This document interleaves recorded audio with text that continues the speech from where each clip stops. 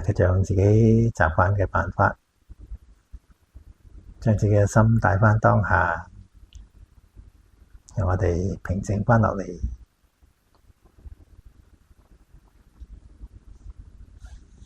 睇下有需要可以換腳嘅，或者鬆腳啊。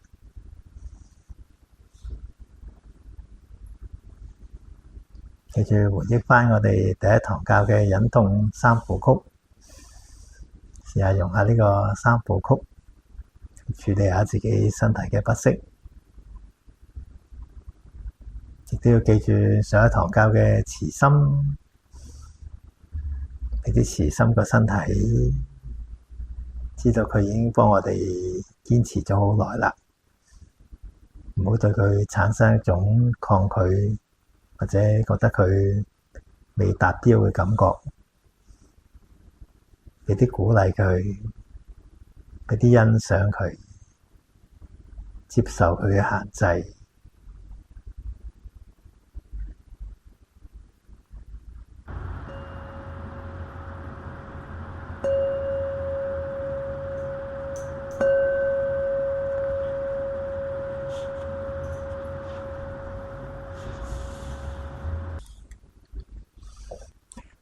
歡迎大家。好啦，咁唔覺唔覺有最後一堂噶啦，時間過得好快嘅。其實咧，咁唔使擔心啊，我哋咧繼續有共修嘅。咁過咗呢堂之後咧，可以去我哋共修班啦。記得我哋星期二晚就喺呢度，星期五晚就會喺太子嘅，兩個地方都得，睇下自己跟時間啦。咁共修咧就係坐嘅時間長啲，但係咧臨尾都仲有半個鐘可以傾偈嘅。可以做分享啊，問問題咁，所以其實同我哋上堂都唔差幾多嘅啫。嗱，咁總結下，你記住我哋禪修呢樣嘢咧，其實我上次一早已經講咗，係心嘅運動嚟嘅。心嘅運動同身體嘅運動其實都係有啲類似嘅，佢原理咧就唔係好複雜嘅啫。最重要係要練習，做得多咧。你唔單止可以更加明白嗰啲道理啊，即係你做咗先知噶嘛。好多啲運動嗰啲都係嘅，你唔做咧，基本上你係唔知點解咁做嘅。但係你做下做下就會明，自己都會觸類旁通。同埋要做得多咧，先會開始有好處嘅。你刨晒啲游泳書啊，睇晒啲健身嘅 video 啊，唔會大隻咗喎，唔會叻咗游水，唔可以渡海泳喎。你一定要跳落個泳池度飲兩啖水。或者真係嗰個健身室度流下汗，咁先至有啲肌肉長出嚟㗎。所以同我哋嘅心嘅運動一樣啦。我呢個禪修係處理我哋個心嘅一啲壞習慣，同埋一啲處理嗰啲錯覺，即係我哋佛教講個冥想嘅無明啦。講到好似好比較威啲咁啊。其實咧，記住咧，所有我哋見到啲好似好威嘅名詞咧，喺原本佛陀講嘅時候，佢啲係好普通嘅名嚟嘅啫。嗱，譬如好簡單，涅槃咁，大家覺得涅槃好犀利啊嘛？知涅槃本來係咩意思啊？去到另外一個境界。唔係個槃，音嚟嘅人哋，嗱波拿啊嘛，唔係同個槃冇關，佢隻音嚟嘅涅槃係。火嘅熄滅啊嘛。涅槃係熄啲火熄咗咁解。咁熄咗啲火，熄啲咩火？熄咗啲貪欲嘅火。慾望本身就係火咁燒灼我哋，催我哋做嘢。有慾望咧，做嘢就有壓力啦。做唔到嘢嘅時候會懲罰你啦，令你覺得唔開心啦。嚴格嚟講，慾望一開始就會令到你唔開心，所以你就開始想做啲嘢，滿足佢嘅要求，令到自己開心翻。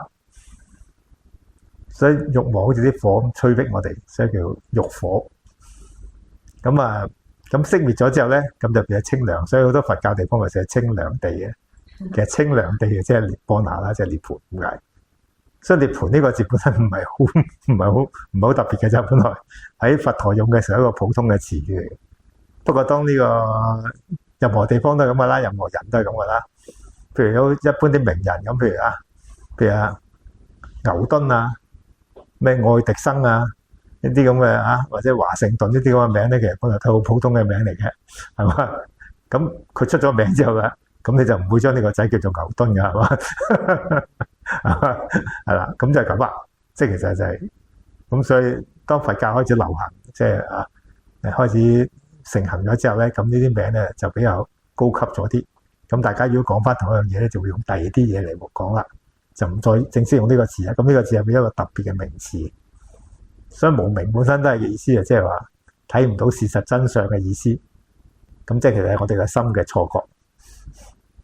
咁或者有時講話叫做戴咗有色眼鏡啦，嗰個所謂有色嘅意思即係慾望眼鏡。咁慾望眼鏡有幾嚴重咧？咁烏蒲老師講過一個笑話嘅，咁可以繼續分享下。咁佢話咧，話說咧喺呢個古代嘅時候咧，有個王朝嘅皇帝咧，有個好好嘅助手，個助手咧就叫做文殊丞相，文殊即係有智慧咁解，所以文殊師利菩薩咯，智慧菩薩。咁文殊菩薩咧，即係手上咧就好幫得佢手嘅，咁所以咧佢就好追佢。但係問題咧好奇怪地，文殊菩薩一路都冇結婚，單身。咁所以咧，佢成日介紹啲女仔俾佢，希望佢咧就結婚啦。咁諗住結咗婚穩定啲嘛？嗱，呢個我加嘅。咁但係咧佢睇極都睇唔上眼咯。咁有一日咧，佢突然間咧就文殊唔覺意去咗另一個市集嗰度咧，就見到一個女仔，佢話覺得好靚女所以翻嚟同阿皇上講佢，我終於揾到我即係個一見鐘情嘅對象啦，好靚女嘅。皇帝話：係咪真係好靚女㗎？話係咧，咁等我去裝咁。於是佢就帶阿皇帝去，即係帶阿皇上去到嗰個市集度去裝佢嗰個認為靚女嘅女仔啦。皇上去到望下，喂，普通嘅喎，同我介紹俾你嗰啲唔差得幾遠啫咁。咁文殊首相就話：皇上，要用我隻眼嚟睇先覺得佢靚噶嘛，你隻眼睇覺得咁靚，係嘛？咁呢個就係話，其實我哋人咧，你個慾望會好似個濾鏡咁樣，會將你覺得你中意嗰啲嘢咧睇落去就會靚啲嘅，你唔中意嗰啲睇落去就俾醜怪嘅。咁所以慾望咧係好大嘅濾鏡嚟嘅。咁譬如你一路都好想買一個袋咁。喺度買唔到，你越買唔到，覺得嗰個袋越靚嘅。於是咧就千方百計，終於咧儲錢又好，周圍追有嗰啲限量版，其實就主要係做呢樣嘢咯。即係話俾你聽呢個世界得嗰10隻嘅啫，咁即刻靚好多喎，係嘛？啲名牌都專做呢樣嘢。咁但係好多時你發覺咧，千方百計都係買翻嚟之後咧用兩用啊，發覺其實同你其他袋都唔分得幾多嘅，咪又係一個手抽一條拉鏈咁，十隻如果出咗，你發覺咦，隔離個朋友用緊嘅時候咧，你覺得更加唔值錢啦咁，就覺得佢更加唔靚噶咯。所以慾望咧就係好得意嘅東西嚟。咁所以點解啲商人好中意用呢個限量特別或者賣下廣告揾啲靚女拎下咁樣，係啦，其實就想提高你嘅慾望。當你對一樣嘢有慾望嘅時候，你望落去嗰樣嘢就真係靚啲嘅。但係當你覺得佢係 out 嘅時候咧，咁即係又打回原形噶啦。咁我哋要學習點樣可以正念睇嘢，就係做緊呢樣嘢，就希望可以離開咗呢個慾望，唔好用個慾望嘅濾鏡去睇呢個世界。所以叫如實觀就係咁解啦。如實觀就係其實就係咁嘅意思，即係離開咗慾望去睇嘢。咁好難嘅，慢慢練。所以唔好咁心急。咁我哋所以成個練習就係要輕輕鬆鬆慢慢嚟，唔覺唔覺就到噶啦，所以千祈唔好咁心急。我哋成日講呢個，我哋修行就好似農夫咁樣嘅，即係你種嗰果樹咁樣。咁你種咗之後咧，就只要你做翻足夠嘅功夫，咁佢自然就會生長，自然就有生果打俾你食。但係你好心急咁去搞佢咧，又整呢樣整嗰樣，又話咩肥仔水又話咩要搬去呢度搬去嗰度，其實到最後咧，分分鐘搞死咗佢，係嘛？變咗咧就反而係不妙嘅。所以我哋咧要明白咧，呢啲修行係一步一步慢慢前進嘅。咁你只要你做啱晒啲嘢咧，你自己會慢慢見到個進步。當然係就好似你睇啲生果咁樣，你日日去望佢咧，佢唔大嘅。你只要做翻功夫，然後你突然間有一日發覺，咦，原來大隻咗咁多噶啦，原來食得噶啦咁樣，咁嗰時咧就你就知道 OK 啦，咁啊唔使每日去檢查，你每日檢查咧個生果唔會變，分分鐘你搞到佢大多症跌咗嗰啲。好啦，咁啊講翻我哋今日嘅課題啦。咁啊今日最主要講咧就係即係我哋而家學晒啲基本技巧啦。雖然你未掌握得到好好嘅，咁啊唔緊要嘅，練習多啲，有時間多啲嚟共修，咁咧佢就會慢慢就會用得好噶啦。咁但係記住，唔係話上完堂識咗啲嘢就收工喎，千祈唔好好似平時啲學啲普通學科咁攞張證書，我哋冇證書㗎，攞證書畢業咁啊搞掂啦咁啊冇呢樣嘢㗎。呢個禪修嘅一個正式嚟講係個生活態度嚟嘅。咁啊，我哋個目標就去到修到點咧？修到就係你一路都係禪修緊，而你唔覺得禪修，即係話呢個咁樣嘅用心嘅習慣，用心嘅方式，成為咗你一部分，變成咗你嘅正式，好似你咁樣。你用起上嚟就好似你嘅手、你嘅腳咁樣。你唔會諗起隻手點樣先用嘅手，唔會諗起點樣行路先會行路，唔會噶嘛。你一行就行啦嘛，除非即係有啲咩特別事搞咗之後先會再學過，學識咗就係基本上係咁喐噶啦。所以禪修一樣啦，你學識咗呢個心嘅應用方法之後咧，你以後咧一用個心出嚟咧，佢就係咁用噶啦，唔需要特別再諗話，哎呀我要點樣咁樣，咁自然咧就會可以克服到個真正嘅煩惱。咁所以一定係練習嘅，所以係一個生活方式嚟。咁啊，學識咗就要繼續用，繼續前進，然後慢慢修正，令到我哋咧可以一路越嚟越多正念咁生活。咁我成日都講呢樣嘢好緊要嘅，記住咧，我哋係冇必要離開正念嘅。嚴格嚟講，喺生活嘅任何時候，除咗我哋瞓覺嘅時候。瞓覺前都仲可以有正念，到你瞓着咗就唔需要啦，因為唔喐啦嘛。咁完咗之後起身就可以有正念，一路正念到你瞓覺為止。咁樣生活就可以，其實冇任何時候需要離開正念嘅。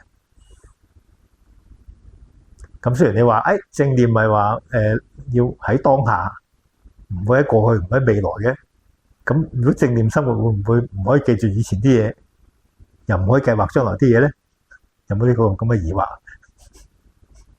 有啊，係好多人都有呢個問題嘅。阿師兄，你話成日活在當下，咁咪即係唔可以你琴日做過啲乜，又唔可以你聽日做啲乜，好似傻仔咁樣，或者調翻轉好似貓貓狗狗。有啲人調翻轉，我哋個師就古仔咁講嘅，德國有個學生就講話，佢話師傅，你教我咁樣生活，好似隻狗咁樣。佢話我隻狗係好當下嘅，佢琴日鬧完，佢今日唔記得咗噶啦。你有嘢俾佢食嘅就好開心，搖頭擺尾噶嘛，係嘛？咁好多動物都係，譬如有啲而家啲人成日都話乜金魚記憶啊，話金魚幾多秒啊，唔記得咗啊，係嘛？幾秒鐘就唔記得晒啲嘢，咁佢咪永遠都係當下咯佢。轉個頭唔記得。係啊，咁係咪冇記性最好咧？咁樣。係都其實都係。嗱，咁所以其實嗱呢個要記住咧，好重要嘅嘢。我哋活在當下先，唔係表示咩都唔記得。當然我唔記得嗰啲叫被逼活在當下。所以我哋修行到咧，要記住一個咁嘅盲點嘅。嗱，我哋咧好明白咧，越細個啲人咧越開心喎。啲 BB 啊，小朋友好開心，佢哋唔識驚，唔識煩惱噶嘛，佢係唔識，明唔明啊？佢冇呢種咁嘅認識，佢冇呢種咁嘅預計力，佢直情可以咁叫做唔知危險。譬如你俾個小朋友行喺天台度，佢真係好開心喎，咁靚風景周圍跳喎，佢喺個欄杆邊跳，完全冇問題嘅，佢唔會覺得有問題嘅。所以點解細路仔會有啲槍跌咗落嚟咧？因為佢唔覺得危險啊，見到風景靚咪爬上去咯，係嘛？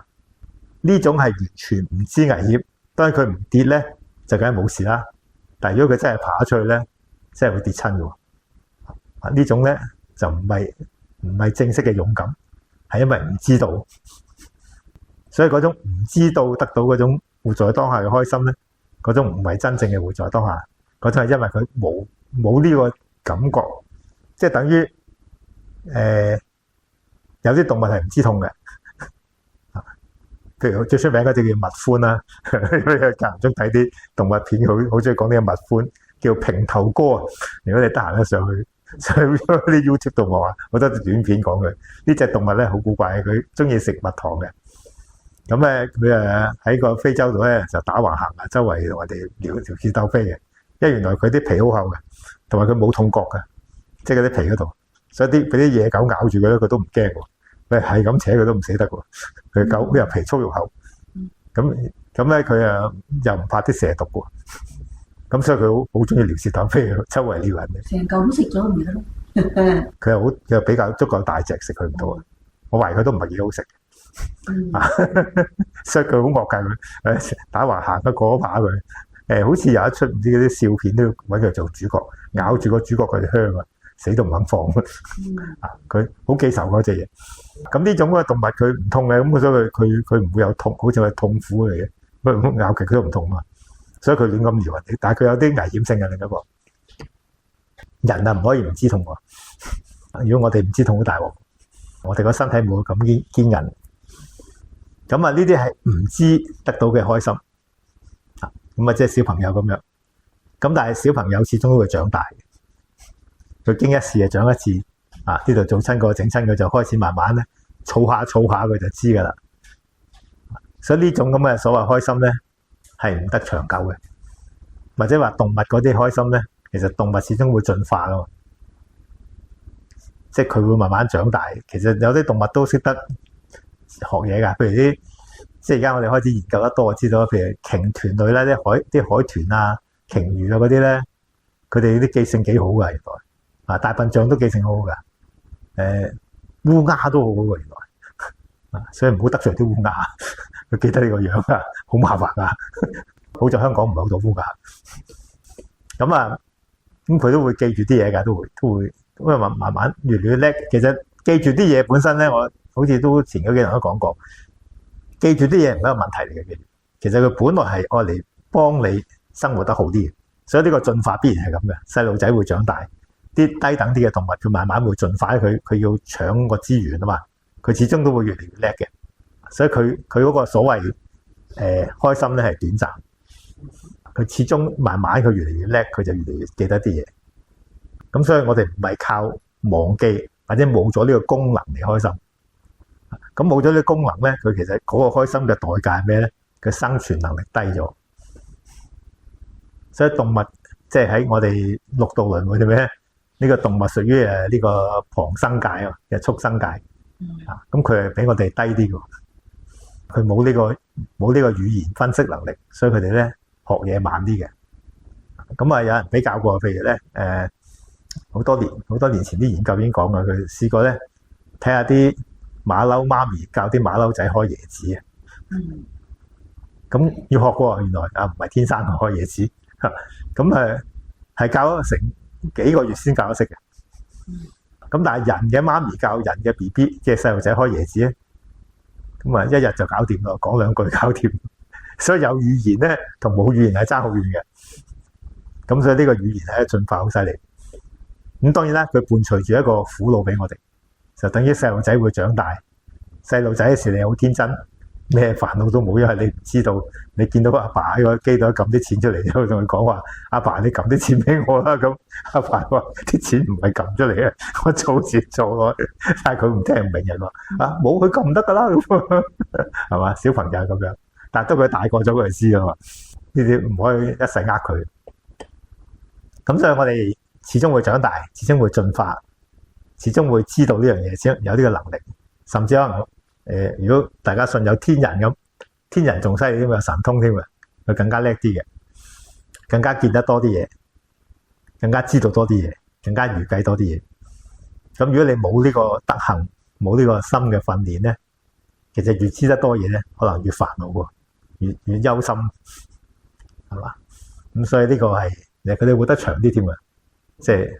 我哋可以話我哋得100年啫嘛，咁而家就120歲啦，當你咁所以你話而家我哋都係唔係都行咗一半咧，起碼都60幾咯，我都係嘛？咁諗下60年之後嘅事都唔關我事啦，係嘛？咁其實我係好開心生活過，係嘛？咁但係如果個天人可能有600歲命咁佢就煩好多嘅，佢就可以考慮真係地球暖化對佢有啲影響喎，係嘛？可能300年之後燒晒啲油喎，要揾新能源嘅，佢又要頭痛啲。所以你越諗得長咧，其實越辛苦嘅。咁我哋個心識諗好遠噶嘛，諗啊差到好遠啦，翻嚟先。所以記住咯，能力本身咧係咪煩惱咧？係我哋點樣用佢，就唔係佢本質嚟嘅。嗱，所有能力，所有呢啲咁嘅功夫咧，佢本身都係中性嘅。用得好，佢係幫助我哋生活，令我哋生活得舒適自在，有優勢，容易啲活落去。用得唔好咧，就變成煩惱。嗱，所以記住啦，我哋有正念咁，依然可以回憶過去嘅。但係當你睇翻過去嘅時候咧，記住呢個係一個回憶，而唔係翻咗過去。咁呢度咧，啲舊嘅同學都聽我呢個講呢個古仔好出名嘅，呢度笑已經喺度。咁你記唔記得？雲吞麵係啦。啲粗嘢就多講。所以睇我，俾個咪佢咁樣。係當記嘅，麥兜啊，麥兜又好，乜記到啦。總之，師兄講開係求其一個名啊，嗱，俾阿師兄，好啊，你睇下復述下。拋書包。好啊，好啊，呢個好事嚟㗎。可以拋到1成就已經好開心嘅。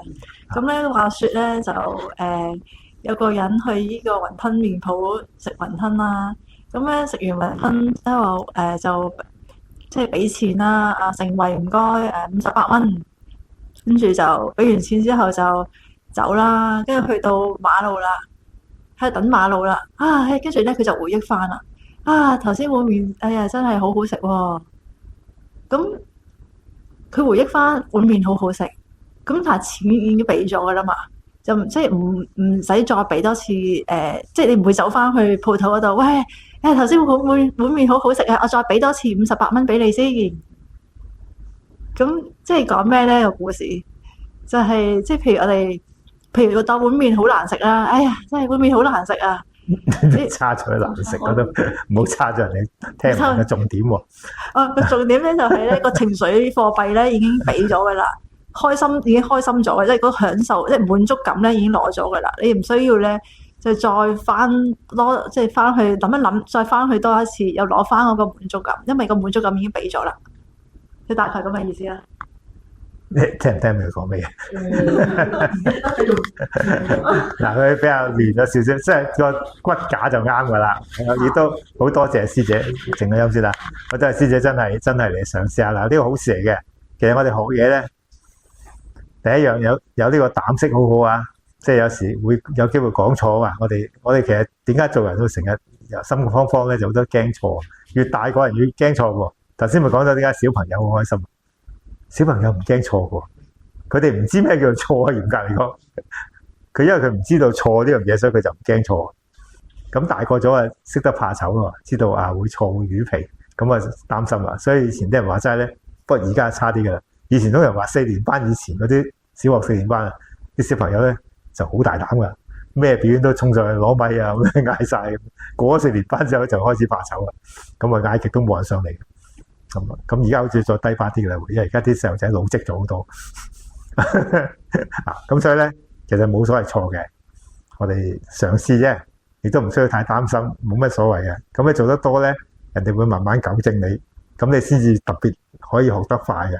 所以我細個學嘢咧，我出咗名啊，我坐去到邊度學嘢嘅，就算我跟阿烏蒲老師都係一定坐最前面個位，對住老師篤口篤鼻。有問題一定捉住佢問嘅，有問題一定問嘅。幾大場俾我試過啊，個師兄咧噤若寒蟬咁，我都照舉手問嘅，話知佢咩大教授啊，後尾出翻嚟嘅師兄窒我嘅，佢話你有冇搞錯啊？咁嘅場面你走去搶咪嘅？我話我嚟聽嘢，梗要學嘢啊嘛，我唔明梗要問噶啦。咁佢哋覺得唔啱，咁我問，咁唔俾人問，咁唔好講咯。咁啊算啦，嗰啲按捺不表啊。好啦，咁我哋翻嚟呢個古仔啦。呢個古仔咧其實就冇咩嘅，即係原本嘅意思係咁樣嘅，即係我哋去咗，譬如食一個麵檔咁啦，食得好好味啦。咁食完之後咧，你咪找數啦，找完數之後出去外邊啦，離開咗啦麵檔啦。咁你會諗翻嗰啲麵好味噶嘛？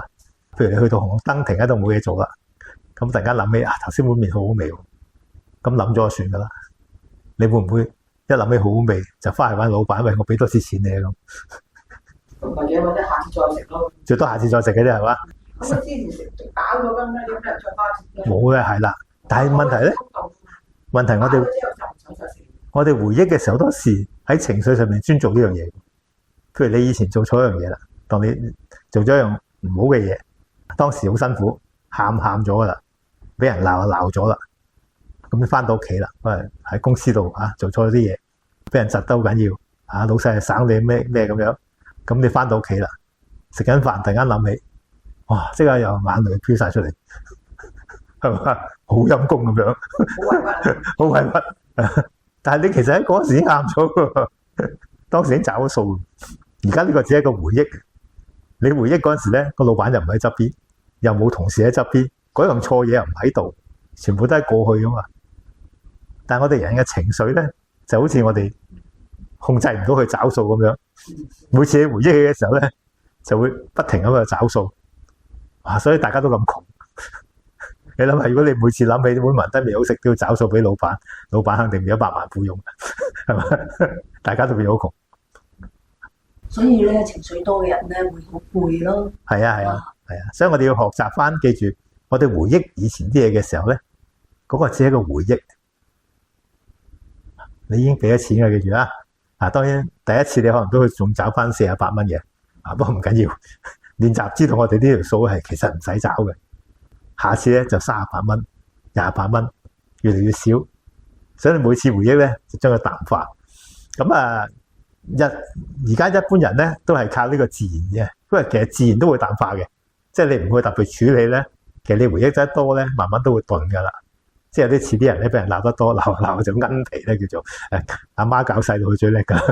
啲細路仔你唔好成日掛住鬧佢啊，鬧得幾次佢就奀皮，咁唔驚鬧噶啦。即係我啲回憶一樣，你回憶得太多咧，慢慢整下佢就會鈍化咗。咁呢個就自然現象嚟嘅，呢個係我哋嘅保護機制。但係如果我哋能夠有正念咁做嘢咧，我哋唔需要等呢個自然鈍化，我哋其實自己已經知道回憶其實係以前嘅東西，並唔喺而家呢度。佢只係留低經驗俾我哋留翻啲經驗。如果嗰樣嘢對我哋而家啲生活有幫助嘅，我哋回憶起上嚟咧係有用嘅。其實回憶好有用，你記住好簡單啦。譬如我哋睇入呢個門口，你要記得撳4D 揾我噶嘛。如果唔識回憶咁啊死啦！每次都要揾本簿嚟抄下。師兄要撳幾多號碼咧咁大件事。所以年紀大咗記性唔好，好麻煩喎。樣樣都要摘低，又揾個電話提自己。而家好啲有電話添，以前冇咧更加大鑊，真係唔見。冇寫低。係啦，即係多好多嘢做咯，咪辛苦好多咯，係啦。所以回憶係幫我哋好多嘢，記性好啲人咧係舒服啲㗎。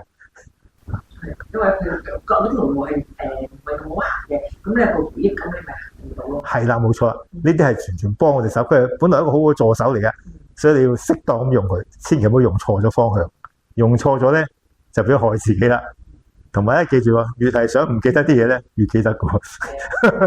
係啦，所以調翻轉啦。當你記得嘅時候咧，記住提自己呢個只係一個回憶，咁有正念地回憶，咁你咪唔使俾個回憶侵蝕咗你啲情緒，唔好越嚟越傷心啦。其實調翻應該咧，回憶到知道呢個回憶嚟嘅啫，當時咧已經找咗數噶啦，而家唔使再找啦。咁慢慢學習多啲咧，你就可以好清晰咁回憶啲嘢。其實越係咁嘅人咧，記性反而越好嘅。因為我哋冇想住佢唔記得啲嘢嘛，佢已經對我冇影響啦，我唔怕記住佢咯。點解啲人年紀大咗記性差好多時咧？就因為佢成日想忘記啲嘢。初初你好想忘記，係忘記唔到嘅。但係咧整下真係唔記得咗，不過連其他嘢都唔記得埋，一次過唔記得晒，就越嚟越冇記性啦。咁呢個都係其中一個原因嚟嘅。所以修行人咧記性好啲嘅，佢年紀大嘅時候。好啦，咁另外。正念回憶仲有另一個更加重要嘅嘢嘅，就係唔好去評價啲回憶。我哋咧，其實咧，我哋回憶翻過去嘅嘢咧，好多時都會對自己有少少傷害嘅。點解咧？因為當我哋回憶嘅時候咧，我哋已經經過咗件事情啦嘛，所以我哋咧會見到好多我哋做所謂錯咗嘅決定。總之唔好買嗰樣嘢好啦，總之唔好去嗰個集會就好啦，總之唔好跟呢個人好啦，係嘛？早知係嘛？但係呢個就係冇早知藥噶嘛。其實我哋咧記住，我哋唔好咁樣懲罰嗰個人。你諗下，其實佢好無辜噶。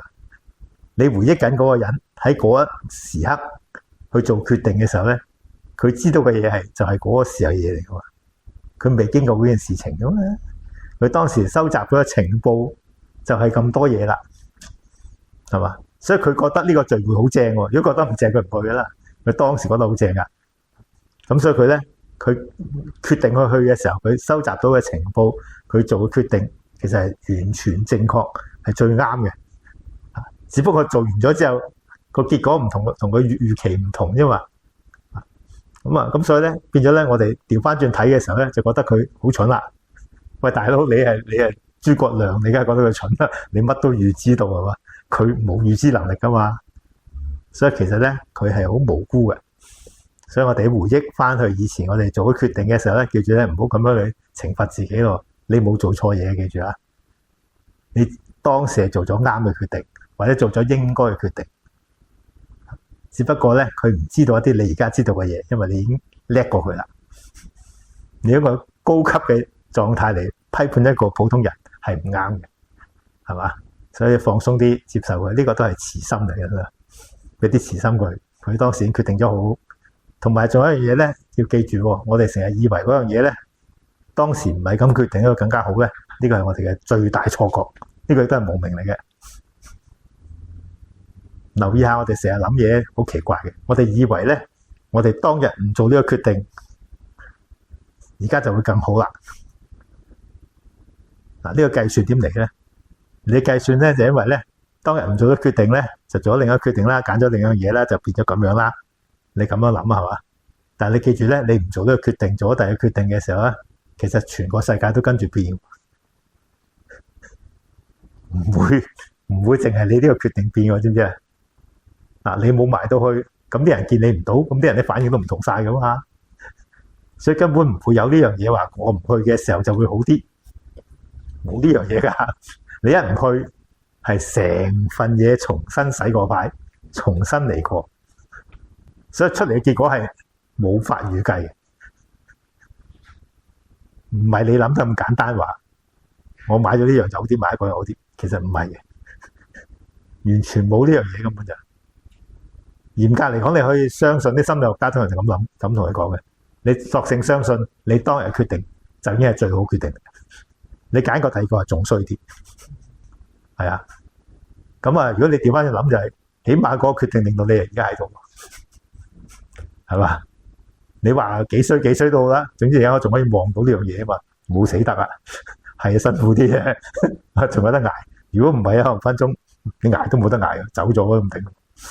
嗱，咁所以咧，其實咧嗰個決定咧冇錯嘅，甚至可能係最好啲。我哋唔好咁去懲罰翻以前嗰個自己，所以每次回憶咧唔好做批判啦，攞翻經驗，佢有經驗嚟嘅。所以下次有類似嘅東西出現咧，我哋嘗試下揀另一邊。咁到時你知道另一邊未必好過嗰邊喎，到時再算啦，到時再比較啊。咁你就儲下經驗啊。所以老到咁上下咪開始精啲咯，就知道啲係人老精咁嘅。如果你肯咁樣客觀咁睇啲嘢咧，慢慢練咧，你儲啲經驗咪越嚟越精咯。但係如果你每次都係淨係識得去鬧佢，唔肯記住佢或者話佢衰咧，結果咧你學唔到經驗啦，咁啊變咗越老越蠢喎，調翻轉。咁所以呢個正念嘅回憶好緊要，記住呢樣嘢。所以正念生活咧本身係一個好有用嘅方法，亦都係唔需要離開正念。咁我哋咧而家坐咗咁耐咧，我哋唞唞氣先，一陣再講埋正念咁去預測未來。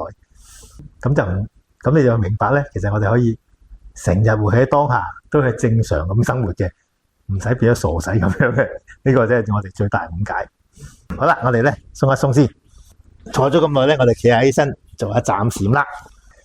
好啦，企翻起身咧，我哋做翻下站立嘅姿勢。嗱，首先咧可以感受下呢個身體改變咗姿勢之後嘅舒適嘅感覺。頭先屈住嘅地方，而家變翻舒適啦。咁企得穩陣咧，我哋可以眯埋眼啦。如果驚企唔穩咧，張開少少望住前面嘅地下。嗱，呢個站立姿勢咧，亦都係經常可以做到嘅。我日常生活度咧，好多時候都要企喺度等啲嘢嘅，等下車啊，等下人啊咁樣。咁喺呢個站立嘅時候咧，亦都可以當係一個修行嘅時間。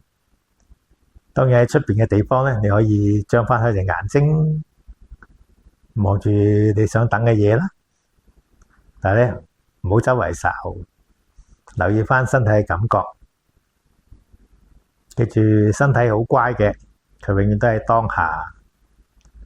只要你留意個身體，個心就翻嚟當下。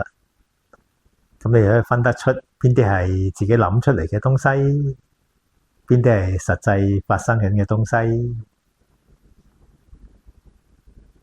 其實我哋只係需要處理實際發生嘅東西，諗出嚟嗰啲嘢咧，係嚟幫助我哋處理實際發生嘅東西嘅。千祈唔好將啲嘢調翻轉，掛住處理諗出嚟嘅東西，唔記得咗現實嘅世界。咁樣我哋生活就會變得混亂，容易有煩惱噶啦。好啦，而家再睇翻身體，頭先起身嗰陣時嘅舒適感覺去咗邊度？嗱，呢啲感覺咧，好快就改變咗噶啦。我哋冇留意咧，佢哋就改變咗，唔見咗啦。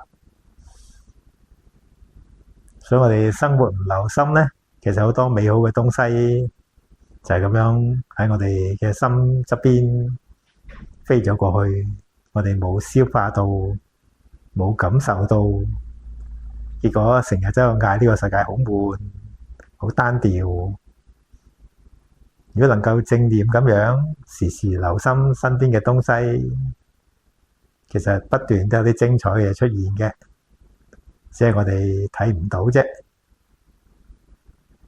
學識放開個心眼，多啲活喺現實嘅世界，你會見到一個完全唔同嘅世界，唔需要周圍去揾呢樣揾嗰樣，嗰啲美好嘅事物自然會走埋你身邊㗎喇。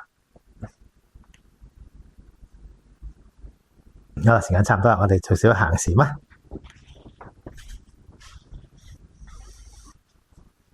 行禪亦都係一個好容易喺日常生活做嘅東西嚟嘅，冇咁易俾人騷擾。特別係你行嘅時候，專心個腳步，留意翻每個踏足，就好容易將個心帶翻嚟。呢個比較強烈嘅身體動作，可以更加有效咁樣將我哋個心由嗰啲情緒或者思想度帶翻出嚟，所以一個相當好嘅練習工具。而且修行嘅時候咧，亦都唔係特別古怪。你喺日常生活度咧，屋企附近都係揾到地方俾你行下。有時食完飯啦，或者行翻公司啦，行翻屋企啦，只要揀到一段唔係咁多人，又唔使咁匆忙嘅時間，慢慢行下，咁就可以將個心變翻平靜，係相當好嘅東西嚟嘅。頭先講咗啦嚇，行禪咩？因為身體嘅動作比較大咧，所以對個心嘅約束力比較高。所以大家假如個心係比較亂啊，或者比較多嘅情緒嘅時候咧，反而唔好做坐禪，試下真係行下，喐動下，等個心平靜翻先再做坐禪咧，個效果更加好嘅。所以唔好睇少呢個行禪嘅功夫，有機會就多啲練習。特別啲熱帶地方咧，啲人容易瞌眼瞓咧，所以更加強調行禪嘅。咁啊，最出名嘅就越南嘅一行禪師啦，佢好強調行㗎，因為行嘅時候唔會瞓着覺嘛。咁所以呢個行禪咧，亦都係個相當有用嘅收集方法嚟嘅。時間差唔多啦，我哋可以停一停，鬆一鬆，飲下水，唞一唞。好啦，我哋就坐翻低啦，咁咪坐翻定定。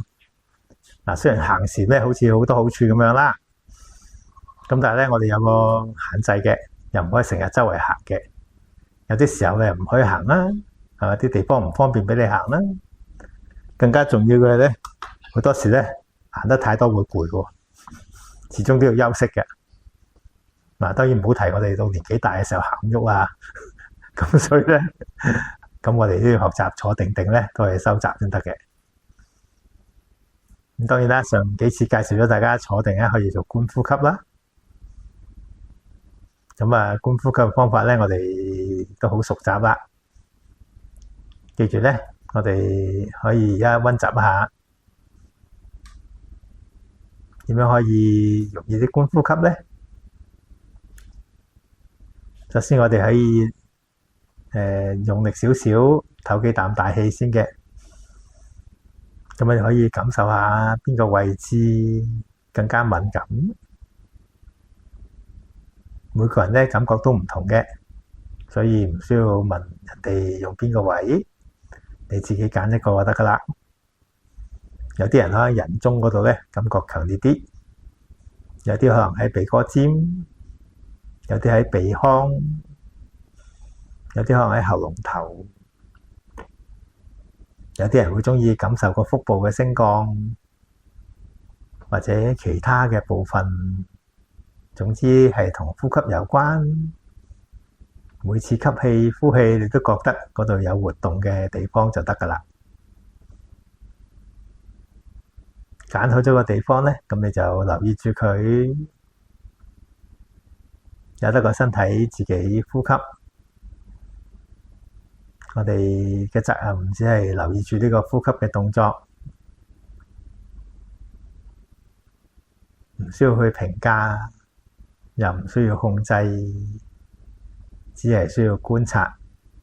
呢個就係當下發生緊嘅事情。個呼吸如果係長，你就由得佢長；如果係短咧，又由得佢短。呼吸得強，由得佢強；呼吸變得弱咧，又由得佢變得弱。只係需要觀察，記住你不嬲都係咁樣呼吸嘅。你冇睇佢嘅時候，佢都係咁樣做㗎喇，冇咩問題嘅，唔需要擔心，放鬆睇住佢就得啦。多啲練習咧，每次你想個心返嚟當下，就去感受返呢個呼吸，佢就可以成為我哋一個好好嘅朋友，提醒我哋邊度先係當下，邊啲係我哋想像出嚟嘅東西，令我哋重新腳踏實地，好好生活啦。時間唔係好夠咧，我做咗大家啦。上次講開咧，除咗觀呼吸咧，我哋都可以做聽聲音嘅。咁我哋試下唔好觀呼吸啦。雖然呢個禪堂相對比較寧靜，但係都係有多聲音發生緊嘅。弱嘅聲音咧，更加好幫我哋搜集啦。我哋聽下而家發生緊嘅聲音，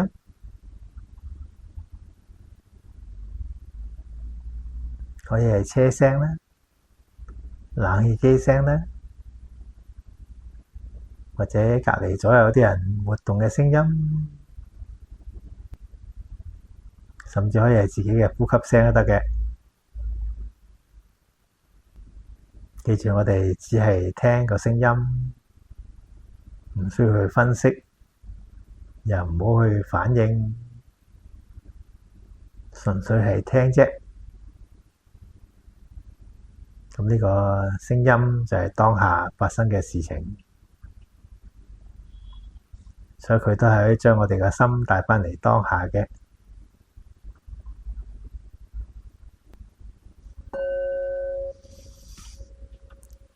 等啦，時間有限咧，我哋又唔做咁耐啦。好，咁啊呢個所以上次講咗啦，如果出邊好嘈咧，咁你要考慮做聽聲音。咁當然靜都得㗎，其實我哋越聽咧，啲聲音越多嘅。你個人越嚟越靜咧，聽到越多聲音㗎，都幾好玩嘅都。咁啊都可以做其中一種樂趣嘅修行啊。同埋咧就係有時如果你好攰咧，觀呼吸好易瞓着覺嘅。咁啊聽聲音咧反而又冇咁易瞓着覺。特別如果多聲音嘅地方，咁俾咗佢嘈啲嘅地方都照收集，嘈住瞓唔到覺咧都可以練習啦。好啦，講翻我哋日常生活要修行啦，所以記住咧，頭先講咗呢個正念咁回憶過去，咁咧調翻轉咧，正念都可以計劃將來嘅，所以我哋唔需要生活到好似咧有今天冇明天咁樣嘅，我哋依然可以計劃嘅。咁點樣正念計劃將來咧？所以第一樣記住咧，你係計劃緊將來啫。你知道而家你喺當下，你計劃嗰啲係未來嘅東西嚟，未嚟到嘅。所以咧，第一樣記住唔好驚定先。通常我哋點解成日諗將來咧？梗係有啲衰嘢發生啦，好驚啊！當然亦都有時係好嘢發生嘅，咁你聽日旅行啊，去邊度玩咁。嗰啲都會令到我哋瞓唔着覺喎，咁樣係咪？所以都係啲計劃將來嘅唔好處咁樣。其實我哋知道嗰樣嘢係將來嘅嘢，我哋要記住。我哋可以做啲準備，做啲計劃就足夠啦。記住你而家喺當下，翻嚟要瞓覺就瞓覺，要準備就準備，做咗就夠啦，就放低佢，等佢嚟到先享受。唔好計劃得太緊要。咁計劃將來除咗驚之外，頭先講驚啦，另外就好多時我哋對將來咧好多要求，有時好多時希望好完美咁樣嚇，希望嗰啲嘢咧同你諗嘅嘢好100%或者冇100到90咁樣發生。咁呢個咧我哋好奇怪嘅諗法嚟嘅。其實有時咧好麻煩喎。如果成日都100% 咁發生你諗嘅嘢咧，你又開始覺得唔好玩。你覺得個世界好悶喎？點解一樣我都估中咁？呢個係其中一種苦惱嚟，所以太叻啲人咧覺得個世界悶啊，唔好玩。咁當然啦，成日都唔中咧，好慘喎，又覺得自己好似好魚皮咁樣。咁所以呢個計劃將來亦都會引起啲煩惱嘅。咁所以我哋要明白，計劃只係計劃，冇嘢可以100% 跟你計劃咁出現嘅。記住呢個特性。所以我哋唔需要諗得太多，一般嚟講做1、2、3個諗法就夠噶啦。再多咧，其實都係重複嘅啫。咁嘥時間。咁到時真係發生啦，先再修正咯。咁所以呢度幾樣嘢，第一個記住，你啲計劃唔會100% 啱晒嘅，所以千祈唔好底褲都當埋跳落去。係咪？有時啲人，所以點解咧？一般咧，啲買馬啊，買咩賭嗰啲賭攤嗰啲，即係去揾下何生嗰啲咧，會真係輸到咧身家冇晒。因為佢哋成日以為只有啲咩必贏貼士嘛，咩賭波都會喎。咁但係調翻轉咧，買六合彩好少嘅人哋輸到傾家蕩產嘅。點解咧？因為大家知道六合彩唔會中噶嘛。其實一般人都覺得六合彩唔中，好多時都係當做善事嘅啫，係嘛？咁當然啦，佢都係有啲希望喺度嘅，啲咁多啦。即係但係其實大家都講係個口講話想中，實際上個心都知道咧，中機會好低嘅，所以你唔會搏晒命咁去買嘅，係嘛？除非有啲人真係信嗰啲咩風水啊、咩命理嗰啲唔好彩嗰啲間唔中，嗰啲中咗騙子檔嘅嗰啲啊。一般嚟講，一般人都唔會覺得自己實中噶啦，都係最多都係講中機會高啲啫。係好笑嘅呢個，我都間中見到咧。我一次去中環咧，真係見到人喺個投注站側邊排隊喎。嗰次咧就啱，好似唔知係舊年端午節嗰啲咩金多寶開好多錢嗰次咧，據說嗰間投注站咧，嗰個電腦抽籤冇中噶嘛，中過好多籤噶嘛，所以真係喺度排隊，真係搞。有冇中過啊？我從來未買過六合彩，我一張都未買過。係啊，係啊，開咗咁耐都未買過。我唔賭啊，基本上啊，因為我哋冇必要賭啊，即係其實你啲正式嘅佛教徒係唔會賭嘅。因為冇必要啊，咁啊，但係你唔好講咁多嘢先啦，嗰啲另一岔開先啦。但係我真係覺得好好笑，真係人排隊買六合彩，即係佢淨係等開門喺度。即係我去嗰時應該係即係都係朝早簽嘢嗰啲咧，8點幾9點經過，咁即係個投注站未開門係啦，佢真係排隊等開門，真係搞笑嘅。咁我都唔知啊，初初我上到去簽完之後問嗰啲小姐先知啊。嗰間聽講好靈噶，即係中籤機會高，所以有幾間嘅，唔知嗰間中環嘅，唔知邊度有間咁樣，我唔記得咗啦，好好笑嘅啫。咁啊，不過即係嗱，人就係咁啦，啲貪心係咁。咁啊，咁但係因為大家都知其實係會唔中嘛，所以你唔會傾家蕩產嘅，最多買多少少嘅啫。咁啊，所以呢個就係個計劃嘅嘢。咁所以你記住咧，成日抱住呢個心，我哋計劃啲嘢咧。好難100% 中，所以一定要準備定佢唔中咧都唔死得啊！千祈唔好瞓身，所以做一個準備就好過你咧就話成日都諗住啲嘢中，咁咧就係希望搏佢中咁樣。咁所以咧，你對未來咧就會有多啲把握啦。即係個把握就唔係100% 中，而係知道啲嘢會唔中。呢個把握先係最好嘅。調翻轉嗱，所以記住明白。所有嘢都有機會同你諗嘅唔同，咁呢個先係正念嗰個計劃。咁啊，另外咧計劃啲係未到噶嘛，所以咧千祈唔好驚定先，又唔好貪定先，唔好即係好多時咧，我哋最麻煩就係驚定先咯，即係明明未到啲嘢就自己驚嚇自己一餐。所以無論嗰日係俾老細鬧又好，魚皮又好咩都，其實你真係到嗰一日出現嘅時候經歷一次嘅啫。但係你喺度計劃緊嘅時候咧，諗一次又驚一次，諗一次又驚一次，同回憶差唔多啦。明明都未去到，嚇咗自己10次8次，咁有乜用？有乜謂？唔使預先找數嘅，唔好 PK，知唔知啊？到時真係出現啦，到現場先至俾人嚇一次夠啦。咁呢個就係對計劃將來嘅最緊要正念計劃。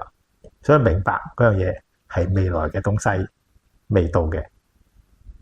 咁你就可以好客觀咁睇佢，咁呢個就係正念計劃將來，所以正念生活依然可以回憶過去，呢個計劃將來，唔使死咕咕，淨係得而家。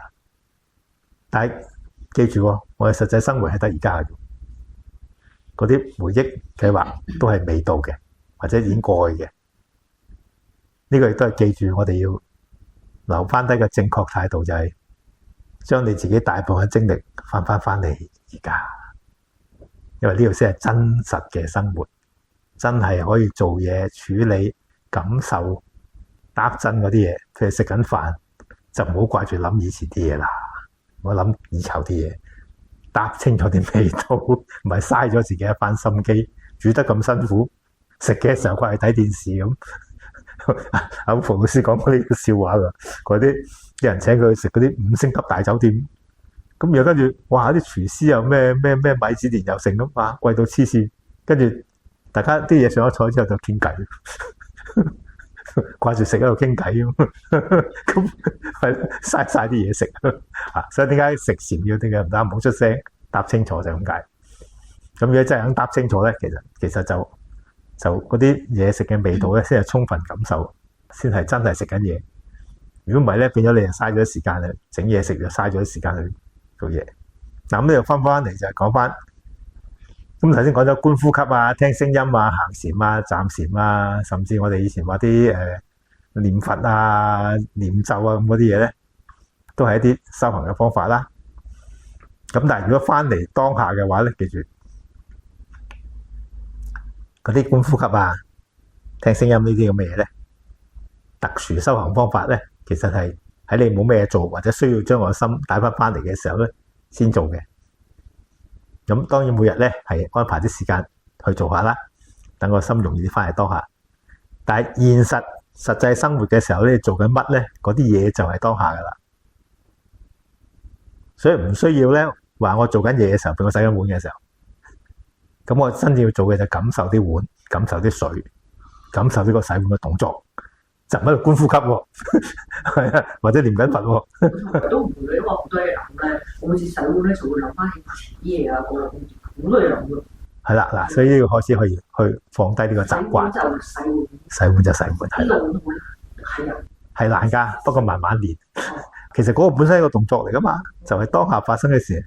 食飯就食飯，飲水就飲水，洗碗就洗碗，搭車咪等車咪等車咯。搭嗰個腦喺度諗咩？意思我真係有少少。做咩要諗嘢啫？觀察嘢啊嘛，清空唔係清空，係觀察當下嘅事情。你譬如睇下對面嗰個人已經得啦，唔使睇佢邊個，睇佢邊個已經諗嘢啦。都係唔係幾明啊？咁個腦即係唔諗嘢，唔使諗嘢㗎。其實我哋個腦唔需要不停咁諗嘢嘅。我係不停諗嘢。係啦，所以開始放低嘅習慣。叻女知道好攰叻啦。其實好多人唔知㗎，以為諗嘢好正常。如果知道攰已經好叻㗎啦。你知道呢樣嘢唔係好嘢。有好多人覺得我諗得嘢多先好。係啊，千祈唔好話好攰㗎，同埋好危險嘅。咁啊，所以咧，我哋要開始學習觀察。記住個腦咧，唔係淨係嚟諗嘢嘅，其實佢可以嚟觀察啲嘢嘅，觀察翻當下嘅東西。其實咧唔使諗嘅好多嘢，譬如你望到個人，咁望到人咯，其實唔需要諗㗎，做咩要諗啫？其實我哋好怪喎，成日好似福爾摩斯咁樣望，咁啊睇下佢長頭髮定短頭髮啊，着咩衫，估下佢做咩職業，哇！呢啲係福爾摩斯先做嘅啫，其實冇意思嘅，知唔知啊？如果你同佢冇乜交集嘅，見咗一眼以後都唔見，搞咁多嘢做乜鬼咧？係嘛？同埋仲有好多時係錯。其實我哋見一樣嘢之後做咁多分析咧，嗰啲係未必啱。我哋揾過去經驗笠落去嘛。我咪上次講咗，其實我哋嘅心好頑固㗎。佢咧好多時中意自己啲嘢做得啱嘅，其實諗得嘢多咧。調翻轉佢好想諗啲嘢啱，嗱，人都中意啱噶嘛，所以個心都係咁嘅。咁佢中意啱到點咧？啱到有少少唔承認現實啦。好多時，譬如我成日講嘅嘢，譬如你認為某一個同事或者某一個嗰啲管理員咁，佢本身係應該係好惡死能登嘅，成日見到佢都惡噶。我哋已經笠咗個惡名俾佢，所以有一日你見到佢笑口噬噬咁見住你咧，你個心咧會覺得唔聚財，你覺得你呢個判斷錯咗。所以你會諗辦法撩嬲佢，撩嬲佢，令佢惡翻，等佢配合翻你嘅對佢嘅形象。所以有時我哋睇呢個世界咧，係自己冒出嚟。咁呢個咧其實真係好慘嘅，變咗，即係你係自己去製造一個自己認為啱嘅世界，而真係睇唔到真實嘅世界。咁其實係好大件事。所以諗得太多就係呢個問題。你諗，因為諗嘢嘅時候咧。你留意翻頭先啦，我哋行線嘅時候，假如你專心去行路咧，其實諗唔到嘢。梗係諗緊嘢咧，你會睇唔到腳步嘅。如果你見到呢樣嘢，你可以知道，你諗得太多嘢咧，其實係迷失咗呢個世界。嗱，記住諗嘢，我哋以為好叻咁啦，咁佢本身係幾叻嘅，但係調翻轉諗嘢咧，其實係不停咁炒冷飯。你諗嗰啲嘢全部都係你以前啲經驗嚟噶嘛，所以係以前嘅嘢嚟噶，諗唔到新嘢噶。真正而家發生嗰啲先係新嘢，所以觀察到嘅東西先係新嘢。諗嗰啲其實全部係舊嘢。當然而家嘅世界咧變化唔係咁快，所以你諗嗰啲嘢咧同而家發生嘅嘢有一定嘅程度嘅相似，有可用性，所以咧佢係幫助到你生活。但係你過度依賴呢個技能咧，整下你就同呢個世界就可以脫節啦。當你嗰個諗嘅嘢同呢個越嚟越嚴重分歧嘅時候咧，咁普通人咧就可以知道，咦，諗咗衰咗喎，再修正追翻咯。咁當然都唔係好開心噶啦。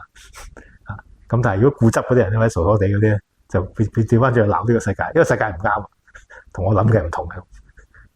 但係你記住，你諗嘅舊嘢啊嘛，世界係變緊噶嘛。咁個世界變就係變㗎啦，你唔可以唔俾佢變㗎嘛。地球都會變啦，唔好講世界變啦。我哋個太陽系都成日都講太陽系越嚟越熱啊，會大隻咗啊而家。係啊，咁個地球會越轉越慢嘅，知唔知啊？雖然慢得好慢，但係我哋其實係越嚟越慢。古時啲嘢快啲，你睇唔到啫嘛。咁累積咁慢慢就會見㗎啦。咁所以呢個世界其實喺度變緊，我哋唔可以靠諗去睇呢個世界嘅，係應該係感受翻呢個世界。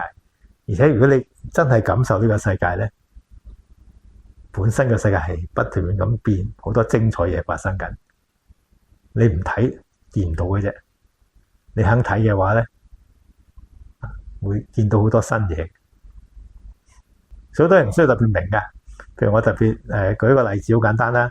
我哋嘅讀物理咧，要讀呢樣嘢，嗰個問題會問你：個天點解會係藍色？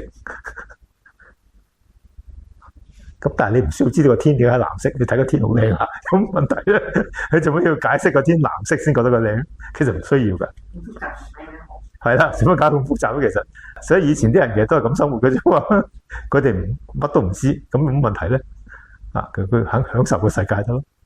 你搞到好多嘢好複雜，計晒啲數出嚟，搞下微積分又成咁計完之後，知道個天點解變藍色，咁你睇個天有冇分別嘅？冇分別㗎，係嘛？所以有時我哋好多嘢咧，唔需要去特別去求嗰啲咩解釋啊、咩預計啊嗰啲咩，嗰啲嘥時間，好好欣賞，好好享受，有必要、有需要先去做呢樣嘢。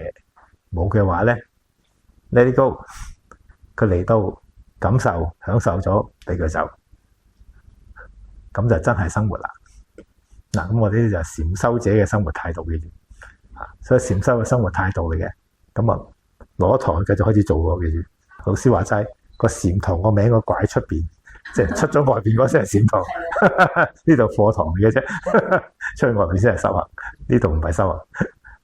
咁當然啦，咁啊要咁樣一步登天做唔到嘅，咁所以自己喺屋企而家開始啦，起身試下俾自己正念下先，做啲慈心，做啲正念。咁師姐上次問開我話咩刷咗牙先打坐定打坐先，唔使咁複雜嘅，你自己揀個啱嘅時間啦。咁即係每個人都唔同嘅，有啲人可以早起身嘅，咪早啲起身打坐咯。咁你話起唔到身點啊？咪中午抽到時間打坐就得，或者甚至夜晚瞓覺前打坐都得嘅。咁你話效果係咪有啲爭分離？有少少嘅，咁但係唔緊要啦，最緊要做有得食。咁就好過冇得食啊嘛！千祈唔好諗住咧，一食親就要去5星級，5星級我唔食啊，餓死算啦咁唔掂啊，知唔知啊？所以我哋修行就係咁啦，就翻自己嘅因緣。你喺邊個時候做到嘅，就喺嗰個時候做，馬上開始。越做得多咧，師父話齋，你正念越嚟越好咧，你就越容易揾到時間做。所以開始做得啦，唔好諗就係好定唔好。咁我需唔需要咧？個電話度校譬如10幾分鐘校鬧鐘啊？呢個都好嘅問題咧。好，我哋而家差唔多問答時間啦。唔該，係魏師兄我想問咧，如果譬如打坐嘅時候咧，咁需唔需要話校個鬧鐘啊、電話響聲咁樣啊？相當好嘅問題啊！